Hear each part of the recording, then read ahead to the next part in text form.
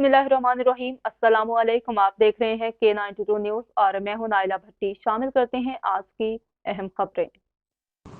नाज़रीन, आपको breaking news से आगाह करते हैं। Karachi report. Noman Ali Saifi Gulshan Nusrat sector 11C Orangi town में लैंड ग्रेबर्स का KMC एंटी इंक्रोचमेंट टीम हमला। प्रोजेक्ट डायरेक्टर और इनकी टीम समेत मुतअद्दिद सहाफ़ी ज़ख्मी। तफसीलात के मुताबिक औरंगी टाउन में प्रोजेक्ट डायरेक्टर रिजवान अहमद खान की सरबराही में जारी इंसदाद तजावुज़ात ऑपरेशन के दरमियान Gulshan Nusrat sector 11C Orangi town में लैंड माफिया और इनके कारिंदों की जानिब फायरिंग और पथराव, जिससे प्रोजेक्ट डायरेक्टर रिजवान अहमद फ़िक्री और KMC के अमले के दीगर एहलकार भी ज़ख्मी हो गए।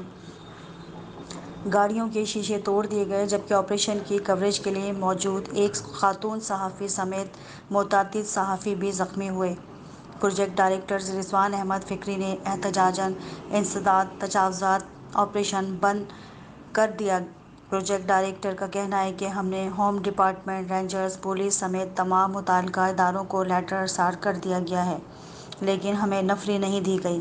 KMC एंटी इंक्रोचमेंट टीम और सहाफ़ियों पर हमले के बाद पुलिस की भारी नफरी पहुंच गई।